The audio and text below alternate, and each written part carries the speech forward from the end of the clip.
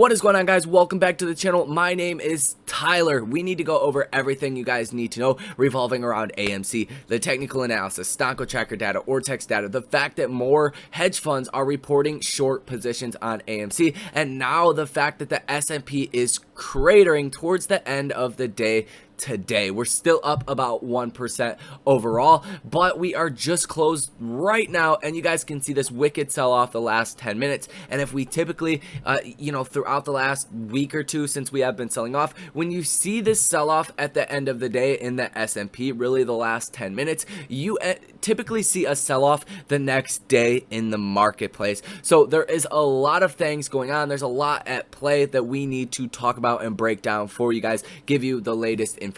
So drop that like on the video, consider subscribing, as well as let me know down below in the comment section, do you think the markets are all peaches and roses? You think we're going higher? Do you think we're going lower? Let me know that information down below in the comment section, and let's get straight into this video. So first and foremost, when it does revolve around AMC, we are going to save the technical analysis for closer to the end of this video, but go over the Ortex data, Stonk tracker data, as well as the Fintel data. Take a look at these hedge funds that are continuing to short AMC stock, not with just puts, but with actual share positions. So let's refresh this page, give you guys the latest. We are looking at 20.19% short interest, and these are only estimates, and I do think Ortex is slightly delayed and their data is lagging from what it really is. These numbers have not been fluctuating around a lot, specifically the free flow on loan and the short interest. They just haven't been moving around a lot.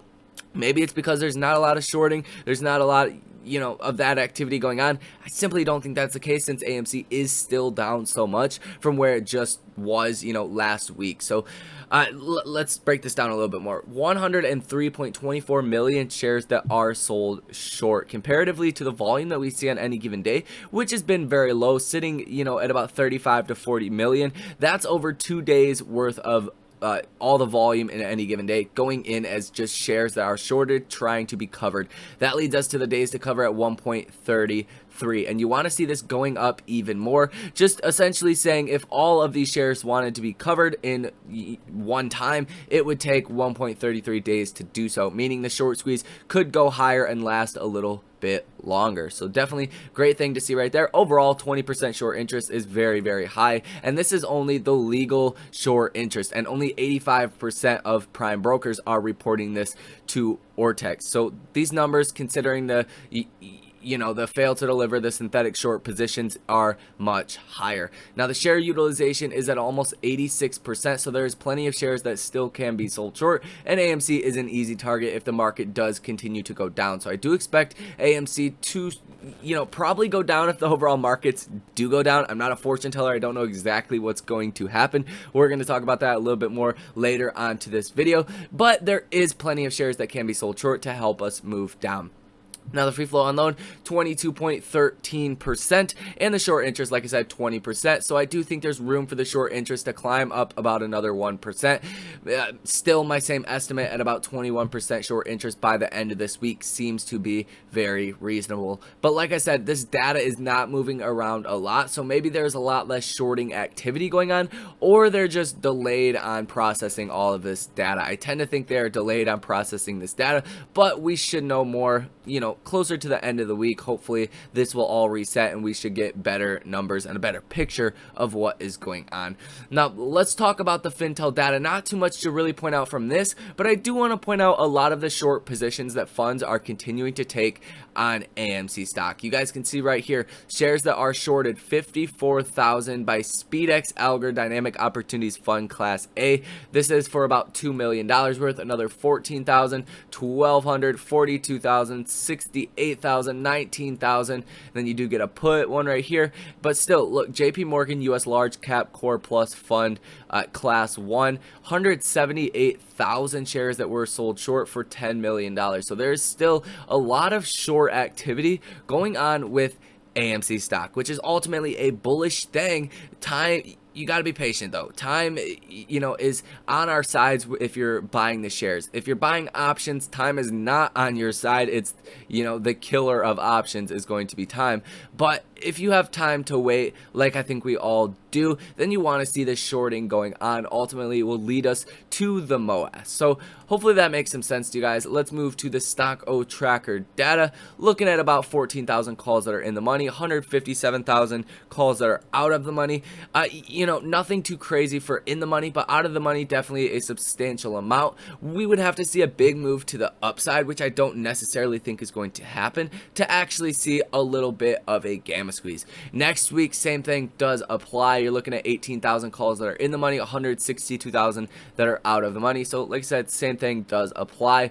But for the puts, you're seeing about 16,500 for in the money and about 55,000 for out of the money. So it's pretty much a net neutral right here with in the money puts and in the money calls. So that's probably why we're not seeing a lot of volatility at this current moment. AMC was up about 2%, and then they did close only up about 0.80%. So definitely something to keep your eyes on. As far as the next best chance to see a gamma squeeze, you're looking at January 21st, 2022 with 132,000 calls that are in the money, 216,683 calls that are out of the money. So you're looking at a substantial gamma squeeze by then. I think the short squeeze is likely to happen by the end of this year, but for some reason, if it does not, you're going to see a lot of volatility in January. So that's what you guys need to know from that. Nothing too crazy. About 800,000 shares that are available to be sold short, as well as the dark pool percentage is still well above 60% for months and months and months now. And that just leads you, more evidence to the whole thesis of the dark pool trading is very fraudulent. AMC has the highest dark pool percentage by a long shot of any other stock, being over 60%, whereas the average trades that go to the dark pool is about 20 to 30% on any given stock. So well over double the average of trades that are going to the dark pools, which is not a great thing, but eventually, this will come to fruition. We will see the dust settle per se, and we will see the Moass, regardless of, who's doing what on the dark pool. Really does not matter to me too much. Now let's talk about the actual technical analysis. We are on the 4-hour candlestick chart. This is really what I like to use just because of the fact it gives you a better picture of what is actually going on rather than using the 5-minute, 15, 1-minute candlestick chart. So you are just seeing this pretty much sideways trading for the past, really since July. You'll go up, you'll come back down to really about in between $30 and $40 per share. Now we are hovering at about $37 per share, which is a great thing. We're really hugging this resistance level at $40 instead of flirting with the support level at about $30. So definitely could look a lot worse, could look a lot better at the same time. We do have to break above $40 to really get into that bullish rally. Now let's take a look. We are on the daily candlestick chart as well, and why we're seeing so much resistance at $40, that is actually our 50-day moving average, and we did go into a death cross where the 50-day did cross under the 100-day moving average. So not a great sign right there. We can see a sell-off, based off of technical factors, but that actually did cross a couple days ago, so it doesn't look like we are actually going to see that major drop, but something you guys should know that we are currently in a death cross. But if we can cross above $40 per share, then you're gonna see that become a support level as well. But a lot of this, like you already know, does revolve around the overall markets, and what is going to be going on with the overall markets could be very good or could be very bad. Something that I've called out in a couple videos today is basically the whole debt ceiling situation. Janet Yellen came out and said today it would be catastrophic to not pay the government's bills. Yellen said Tuesday, I fully expect a default would cause a recession as well. People are calling for a 30 to 50% decline in the overall markets, which would send AMC down until that inflection level at about $20 per share, and then you would ultimately see some kind of good news come out from AMC, or just anything in general, which would start to lead the smaller shorts to cover, which would drive up the price, leading them all to eventually be forced to cover because their portfolios were just slashed in value. Now I don't expect us to actually default on our debt, on our treasury bonds, on all this debt that we do have. It would be very unlikely. It's you know, never happened before, so I don't expect it to happen. I don't think it's going to happen, but if it does, or even if we get close to this happening, we are risking a credit downgrade, and a credit downgrade is going to be very bad as well. It's like getting your credit score dropped and going to apply for a loan. It's going to cost you more money. Same thing applies pretty much to the markets, making the markets go down, just like we've seen in 2011 and 2013. So that's what you guys need to know from that. That's going to be the biggest concern. On Friday, we have non-farm payroll coming out. So essentially the unemployment numbers. That's going to be what the markets are really paying attention to, but that is coming on Friday. The data that did come out for Europe today was pretty good overall, so that's probably why we did see this pop today. Hard to tell what really contributed to this, since the Nasdaq was down about 7% and the Dow and the S&P were down about 5% from their highs. Probably a lot of people buying the dip, but we're definitely not out of the woods yet. As you guys can see from the actual S&P chart, let's take this back to the daily candlestick chart. You guys can see that we did close under the 100-day, actually.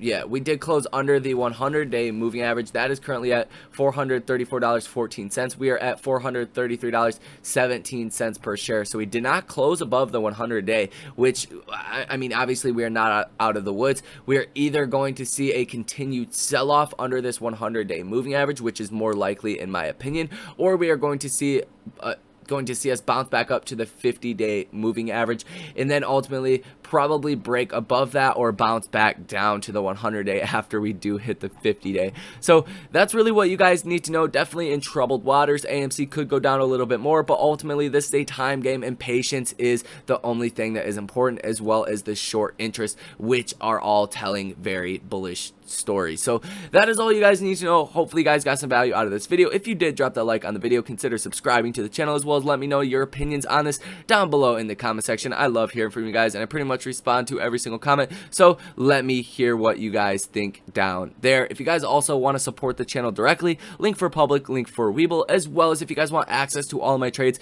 in real time, check out the link for the buy and sell alerts. We do it all. We day trade, swing trade, and make long-term investments with stock, options, and crypto. We play passive income strategies with options as well, so definitely you want to be a part of that if you are able to. We keep it very inexpensive, so anybody is financially able to join if they want to be a part of that. But that is going to be all for this video. Stay tuned for the following video that I'm going to be making about the crypto rally we are going to be seeing, that comes down to a couple key things: seasonality around crypto, inflation fears, and institutional investors. So stay tuned for that. That's going to be a banger as well. But with all that being said, guys, you guys enjoy the rest of your night, and I will see you in the next video.